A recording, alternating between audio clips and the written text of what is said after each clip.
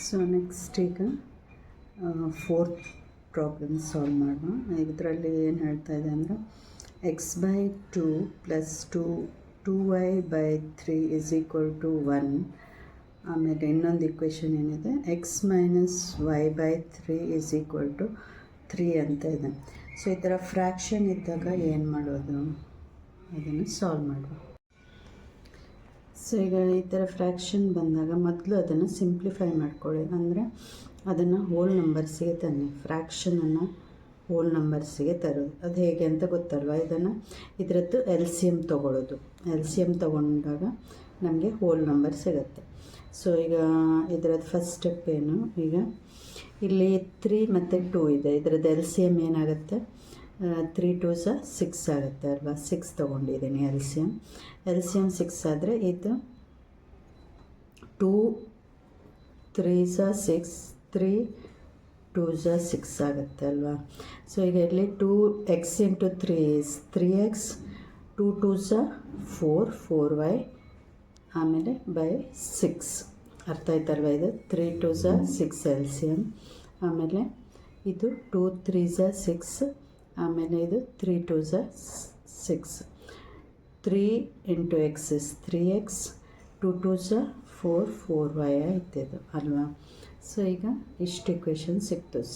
3x + 4y/6 = 1 ಅಂತ ಸಿಕ್ತು. ಇದನ್ನೀಗ ಮತ್ತೆ ಸಿಂಪ್ಲಿಫೈ ಮಾಡೋದು ಹೇಗೆ ಅಂದರೆ, ಇಲ್ಲಿ ಇದು 6 ಕಾಮನ್ ಆಗಿದ್ದಾಗ ಇದು ಈಚೆ ಬರ್ಬೋದು ಅಲ್ವಾ.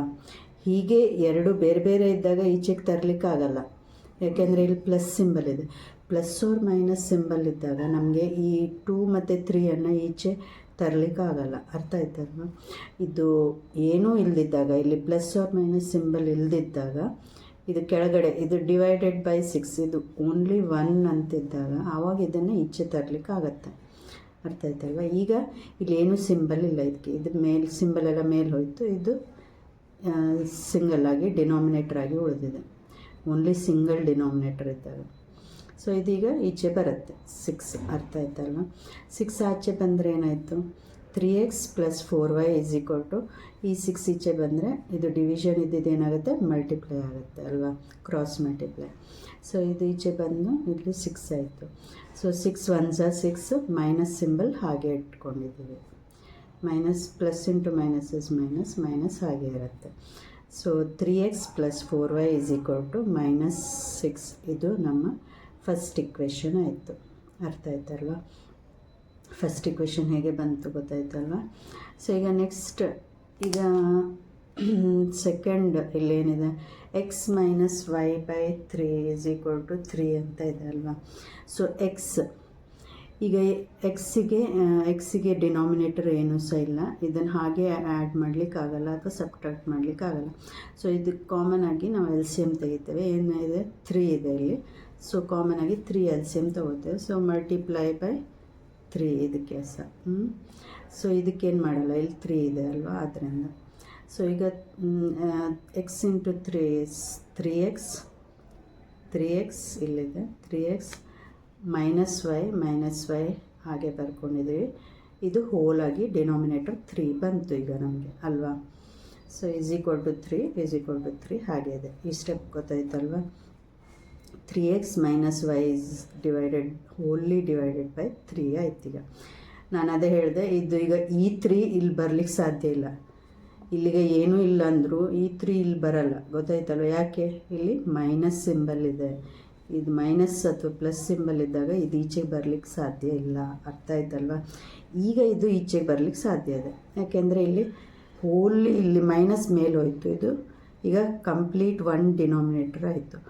1 ಡಿನಾಮಿನೇಟರ್ ಆದಾಗ ಇದು ಈಚೆ ಬರುತ್ತೆ. ಅರ್ಥ ಆಯ್ತಲ್ವ. ಸೊ ಇದು ಈಗ ಈಚೆ ಬರುತ್ತೆ. ಈಚೆ ಬಂದರೆ ಏನಾಯಿತು, ಇದು ಮಲ್ಟಿಪ್ಲೈ ಆಯಿತು. ಡಿವಿಷನ್ ಇದ್ದು ಈಚೆ ಬಂದರೆ ಮಲ್ಟಿಪ್ಲೈ ಆಯಿತು. 3 3 9 ಆಯಿತು. ಸೊ ಈಗ ನಮಗೆ ಇಕ್ವೇಷನ್ 2 ಸಿಕ್ತು. 3x - y = 9 ಅಂತ ಸಿಕ್ತು ಅಲ್ವಾ. ಸೊ ಇದು ಇಕ್ವೇಷನ್ 2 ಆಗಿ ಮಾಡ್ಕೊಳ್ಳಿ.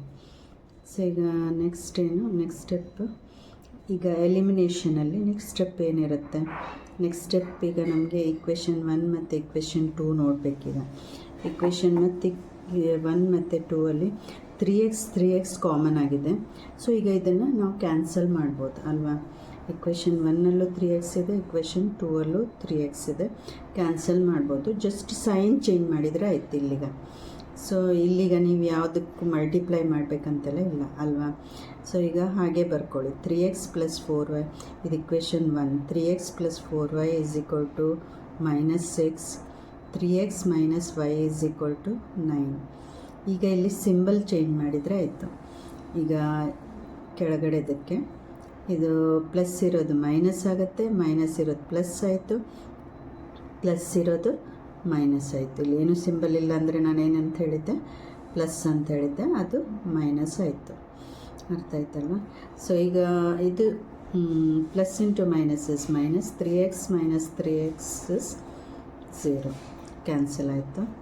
ಸೊ ಇದು ಕ್ಯಾನ್ಸಲ್ ಆದಮೇಲೆ ಈಗ ಇಲ್ಲಿ plus into plus is plus, 4 + 1 ಇಲ್ಲೇನೂ ಇಲ್ಲ ಅಂದರೆ ನಾನೇನು ಹೇಳಿದ್ದೆ, ನಂಬರ್ 1 ಅಂತ.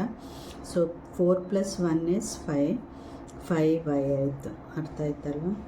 So = minus into minus is plus again.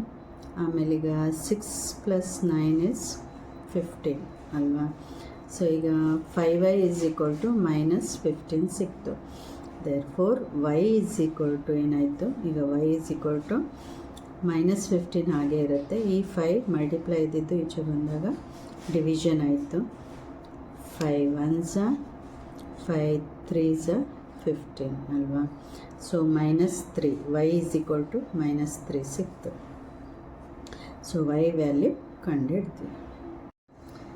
So ಈಗ y ವ್ಯಾಲ್ಯೂ ಸಿಕ್ಕಿದ ಮೇಲೆ ಈಗ ನೆಕ್ಸ್ಟ್ ಸ್ಟೆಪ್ ಏನು, ಸಬ್ಸ್ಟಿಟ್ಯೂಟ್ y ಇನ್ 1 ಅಂತ.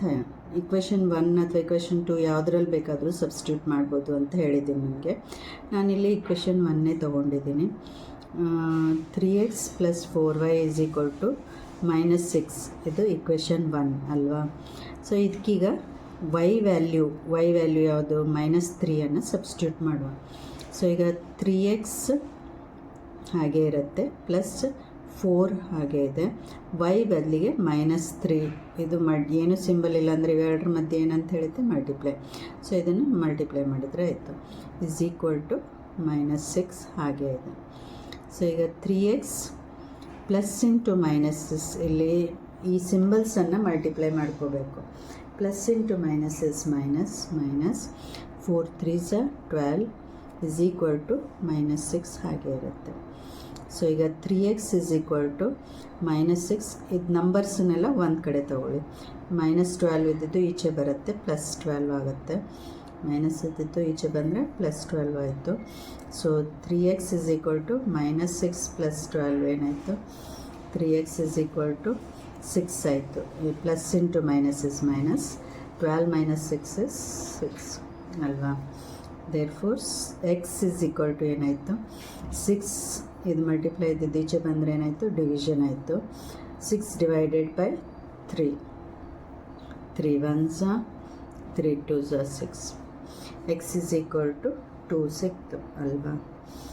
ಸೊ ಈಗ x ವ್ಯಾಲ್ಯೂ ಸಿಕ್ತು, y ವ್ಯಾಲ್ಯೂ ಸಿಕ್ಕಿದೆ. ದೇರ್ಫೋರ್ x 2, y -3 ಆಯಿತು. ಸೊ ಇಷ್ಟು ಅರ್ಥ ಆಯ್ತಲ್ವಾ. Okay, thank you.